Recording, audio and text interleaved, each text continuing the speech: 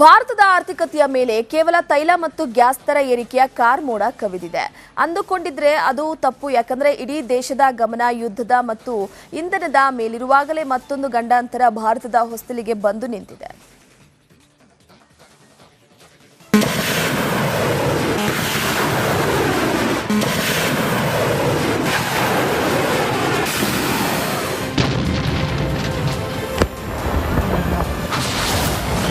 ಮಧ್ಯಪ್ರಾಚ್ಯದ ಯುದ್ಧದಿಂದ ಭಾರತಕ್ಕೆ ಹೊಸ ಶಾಕ್.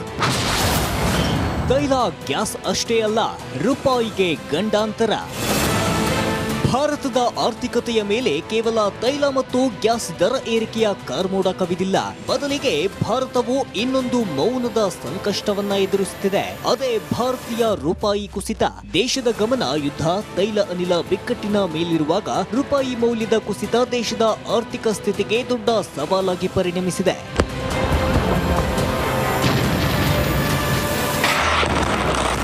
ಭಾರತ ತನ್ನ ಇಂಧನ ಅವಶ್ಯಕತೆಗಳ ಬಹುಪಾಲನ್ನ ಆಮದು ಮಾಡುವ ದೇಶ. ಆದ್ದರಿಂದ ಕಚ್ಚಾ ತೈಲದ ಬೆಲೆ ಏರಿಕೆ ನೇರವಾಗಿ ಆಮದು ಬಿಲ್ ಹೆಚ್ಚಳಕ್ಕೆ ಕಾರಣವಾಗ್ತಿದೆ. ಈ ನಡುವೆ ಜಾಗತಿಕ ವ್ಯಾಪಾರವು ಯುಎಸ್ ಡಾಲರ್ನಲ್ಲಿ ನಡೆಯುವುದರಿಂದ ಡಾಲರ್ ಬಲವರ್ಧನೆ ರೂಪಾಯಿಗೆ ಮತ್ತಷ್ಟು ಹೊಡೆತ ನೀಡುತ್ತಿದೆ.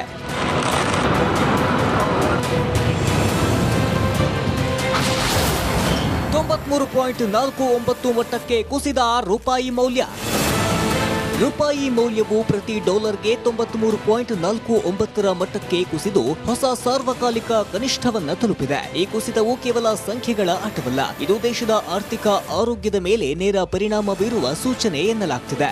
The decline of the rupee under the UPA government was somehow a fault of the Prime Minister. If this decline is because of international forces beyond our government's control, then I think that places in perspective what happened during our time as well.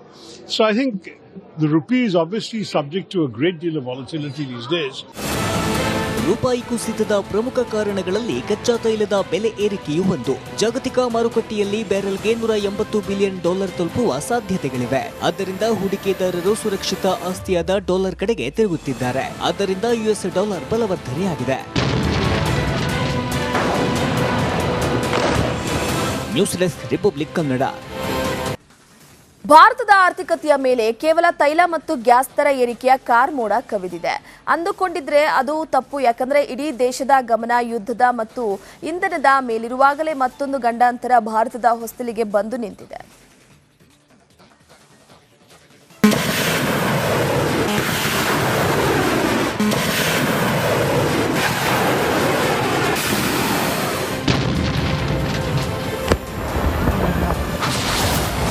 ಮಧ್ಯಪ್ರಾಚ್ಯದ ಯುದ್ಧದಿಂದ ಭಾರತಕ್ಕೆ ಹೊಸ shock. ತೈಲ gas ಅಷ್ಟೇ ಅಲ್ಲ, ರೂಪಾಯಿಗೆ ಗಂಡಾಂತರ. ಭಾರತದ ಆರ್ಥಿಕತೆಯ ಮೇಲೆ ಕೇವಲ ತೈಲ ಮತ್ತು ಗ್ಯಾಸ್ ದರ ಏರಿಕೆಯ ಕಾರ್ಮೋಡ ಕವಿದಿಲ್ಲ. ಬದಲಿಗೆ ಭಾರತವು ಇನ್ನೊಂದು ಮೌನದ ಸಂಕಷ್ಟವನ್ನ ಎದುರಿಸುತ್ತಿದೆ. ಅದೇ ಭಾರತೀಯ ರೂಪಾಯಿ ಕುಸಿತ. ದೇಶದ ಗಮನ ಯುದ್ಧ, ತೈಲ ಅನಿಲ ಬಿಕ್ಕಟ್ಟಿನ ಮೇಲಿರುವಾಗ ರೂಪಾಯಿ ಮೌಲ್ಯದ ಕುಸಿತ ದೇಶದ ಆರ್ಥಿಕ ಸ್ಥಿತಿಗೆ ದೊಡ್ಡ ಸವಾಲಾಗಿ ಪರಿಣಮಿಸಿದೆ.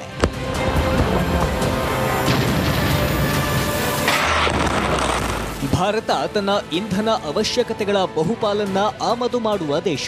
ಆದ್ದರಿಂದ ಕಚ್ಚಾ ತೈಲದ ಬೆಲೆ ಏರಿಕೆ ನೇರವಾಗಿ ಆಮದು ಬಿಲ್ ಹೆಚ್ಚಳಕ್ಕೆ ಕಾರಣವಾಗ್ತಿದೆ. ಈ ನಡುವೆ ಜಾಗತಿಕ ವ್ಯಾಪಾರವು ಯುಎಸ್ ಡಾಲರ್ನಲ್ಲಿ ನಡೆಯುವುದರಿಂದ ಡಾಲರ್ ಬಲವರ್ಧನೆ ರೂಪಾಯಿಗೆ ಮತ್ತಷ್ಟು ಹೊಡೆತ ನೀಡುತ್ತಿದೆ.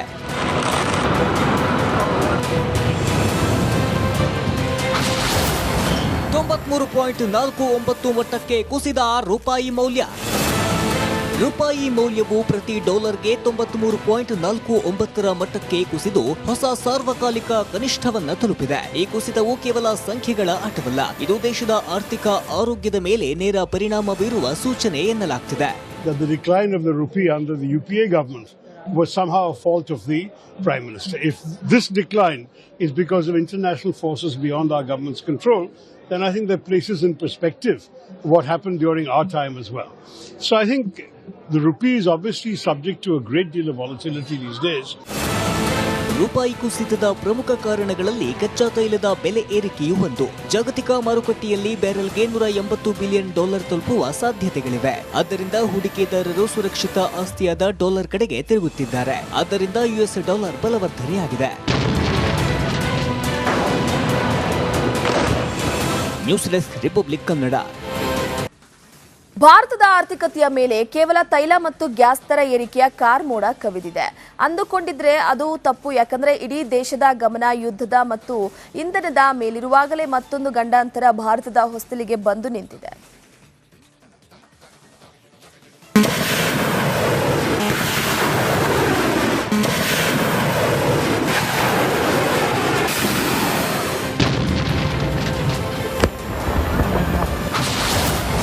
ಮಧ್ಯಪ್ರಾಚ್ಯದ ಯುದ್ಧದಿಂದ ಭಾರತಕ್ಕೆ ಹೊಸ ಶಾಕ್.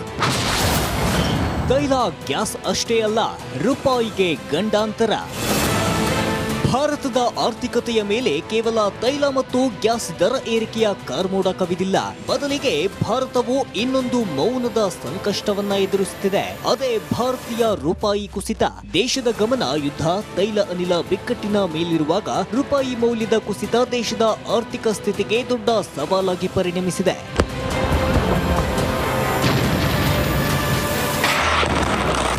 ಭಾರತ ತನ್ನ ಇಂಧನ ಅವಶ್ಯಕತೆಗಳ ಬಹುಪಾಲನ್ನ ಆಮದು ಮಾಡುವ ದೇಶ. ಆದ್ದರಿಂದ ಕಚ್ಚಾ ತೈಲದ ಬೆಲೆ ಏರಿಕೆ ನೇರವಾಗಿ ಆಮದು ಬಿಲ್ ಹೆಚ್ಚಳಕ್ಕೆ ಕಾರಣವಾಗ್ತಿದೆ. ಈ ನಡುವೆ ಜಾಗತಿಕ ವ್ಯಾಪಾರವು ಯುಎಸ್ ಡಾಲರ್ನಲ್ಲಿ ನಡೆಯುವುದರಿಂದ ಡಾಲರ್ ಬಲವರ್ಧನೆ ರೂಪಾಯಿಗೆ ಮತ್ತಷ್ಟು ಹೊಡೆತ ನೀಡುತ್ತಿದೆ.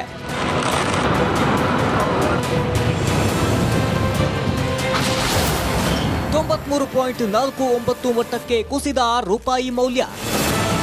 ರೂಪಾಯಿ ಮೌಲ್ಯವು ಪ್ರತಿ ಡಾಲರ್ಗೆ 93.49 ಮಟ್ಟಕ್ಕೆ ಕುಸಿದು ಹೊಸ ಸಾರ್ವಕಾಲಿಕ ಕನಿಷ್ಠವನ್ನ ತಲುಪಿದೆ. ಈ ಕುಸಿತವು ಕೇವಲ ಸಂಖ್ಯೆಗಳ ಆಟವಲ್ಲ, ಇದು ದೇಶದ ಆರ್ಥಿಕ ಆರೋಗ್ಯದ ಮೇಲೆ ನೇರ ಪರಿಣಾಮ ಬೀರುವ ಸೂಚನೆ ಎನ್ನಲಾಗ್ತಿದೆ. The decline of the rupee under the UPA government was somehow a fault of the Prime Minister. If this decline is because of international forces beyond our government's control, then I think that places in perspective what happened during our time as well. So I think the rupee is obviously subject to a great deal of volatility these days. ರೂಪಾಯಿ ಕುಸಿತದ ಪ್ರಮುಖ ಕಾರಣಗಳಲ್ಲಿ ಕಚ್ಚಾ ತೈಲದ ಬೆಲೆ ಏರಿಕೆಯೂ ಒಂದು. ಜಾಗತಿಕ ಮಾರುಕಟ್ಟೆಯಲ್ಲಿ ಬ್ಯಾರೆಲ್ಗೆ $180 ಬಿಲಿಯನ್ ತಲುಪುವ ಸಾಧ್ಯತೆಗಳಿವೆ. ಆದ್ದರಿಂದ ಹೂಡಿಕೆದಾರರು ಸುರಕ್ಷಿತ ಆಸ್ತಿಯಾದ ಡಾಲರ್ ಕಡೆಗೆ ತಿರುಗುತ್ತಿದ್ದಾರೆ. ಆದ್ದರಿಂದ ಯುಎಸ್ ಡಾಲರ್ ಬಲವರ್ಧನೆಯಾಗಿದೆ. News desk Republic Kannada. ಭಾರತದ ಆರ್ಥಿಕತೆಯ ಮೇಲೆ ಕೇವಲ ತೈಲ ಮತ್ತು ಗ್ಯಾಸ್ ದರ ಏರಿಕೆಯ ಕಾರ್ಮೋಡ ಕವಿದಿದೆ. ಅಂದುಕೊಂಡಿದ್ರೆ ಅದು ತಪ್ಪು. ಯಾಕಂದ್ರೆ ಇಡೀ ದೇಶದ ಗಮನ ಯುದ್ಧದ ಮತ್ತು ಇಂಧನದ ಮೇಲಿರುವಾಗಲೇ ಮತ್ತೊಂದು ಗಂಡಾಂತರ ಭಾರತದ ಹೊಸ್ತಿಲಿಗೆ ಬಂದು ನಿಂತಿದೆ.